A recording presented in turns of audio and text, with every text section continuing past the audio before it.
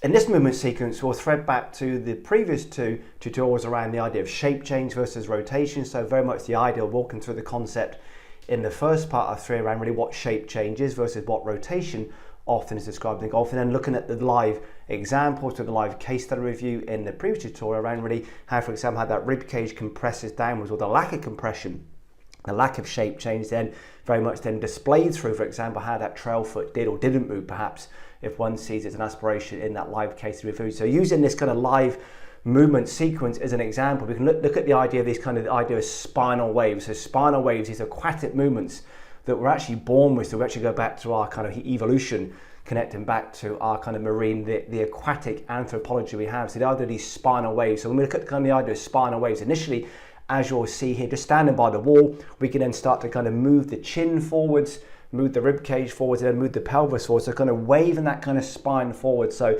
once the head goes towards the wall first, it's then taking the head further away from the wall to then wave the rib cage, and then essentially the kind of pelvis wall towards. So that lovely kind of wave shape. So again, as the head moves towards the wall, we then start to move it away, move the segment beneath towards the wall. So we get that lovely kind of wave. So when the pelvis touches, in essence, then the head as far away from the wall as it can be. So that lovely kind of wave through we have of that kind of spinal wave. So really exploring almost vertebrae by vertebrae, rib by rib, that lovely wave, that changing shape, that aquatic kind of spinal marine-like kind of wave we can produce, which is a wonderful way just initially exploring the idea of these kind of spinal waves.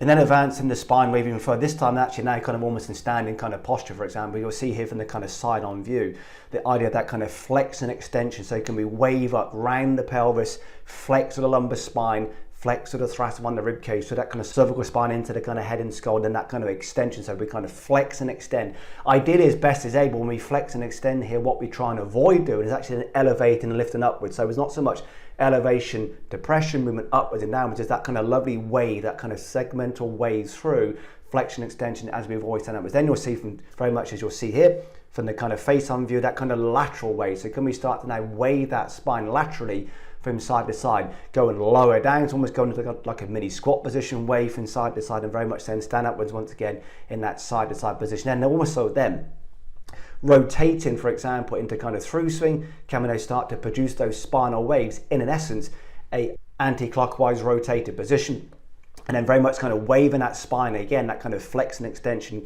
whilst keeping down in that kind of almost kind of anti-clockwise, counter-clockwise rotated position. And then equally so, then moving to that kind of clockwise rotation, can then start to wave that spine, which this time in rotation. So almost in that kind of completely kind of 360, that 360 dimensional kind of movement, flex and extension. And as we wave the spine into kind of clockwise and anti-clockwise rotation, as we then start the spine, and then even then finally, as an add-on now, actually then add in some lateral flexion. So we can laterally bend the spine and then wave the spine in lateral flexion. So once again, that kind of lateral bend. So for example, if you kind of side bend, for example, right as it would be in this case, we then laterally bend the spine, and equally so side bend left, or laterally flex that spine left, can in that wave that spine. So we start to go through these spinal waves, both in almost our standing posture, clockwise and anti-clockwise rotation. So initially, for example, counterclockwise, wave the spine with spine held in rotation. So the spine starts to wave whilst in these rotated positions. Equally so then into clockwise rotation, wave the spine. Then with lateral flexion, can we wave the spine whilst it's laterally flexed. So all areas of that spine, through the tissues, the rib cage, every area, every connecting soft tissue, every joint that kind of relates into that spine, it's kind of taken to these kind of wave-like motions in, for example, forward bend, lateral bend, and then with rotation.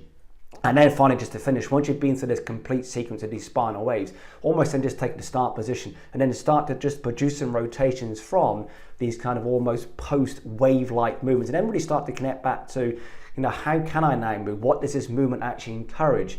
What's my experience? What does it mean to me now to kind of produce shape change or rotation, as some still may wish to see it? How do we start to then move in that lovely change of shape as we rotate post these spinal waves? So spinal waves can be a very almost kind of lovely kind of prehistoric, connecting back to that kind of marine, like the aquatic almost anthropology, going back to day one in some ways of human evolution, that we have these neurons on our spine that allow us to produce these wave-like movements, using the wall initially to start to flex and extend, wave through the spine into the start position, waves through the spine in rotation in both directions, waves through the spine and lateral bend in both rotations, and just really start to kind of almost then connect back to, are there parts of the spine that are maybe slightly sticky, just reluctant to, for example, wave and flex and extend. So then just spend more time around actually locally, actually exploring that wave to those kind of parts of the spine. So we look at movement, for example, often taking kind of joints that can move through bigger ranges, so just moving joints through large ranges that can currently move, actually don't really provide much value in terms of that exploratory, the advancement, that evolution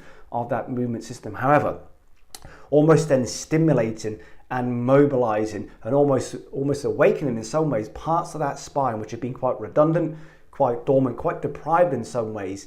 Just taking those areas through the smallest movements can have significant advantages as far as then that whole wave that migrates through that system. So making big movements, really all you essence ever do is take joints through that can move bigger ranges, but making kind of small movements in the most deprived areas, almost those most dormant, most redundant areas, waking up, almost stimulating, arousing in some ways those parts of the spine that have not really moved for some time, just start to mobilize and move those areas, can have significant influences then through that whole movement system. So spinal waves can be a wonderful way of exploring shape change, rotation, but on a very kind of global way, and actually connecting back to, once again, our history really has, evolution from the sea, that aquatic history that we have that still even connect back to those neurons on our spine and actually still allow these very aquatic movements still to happen.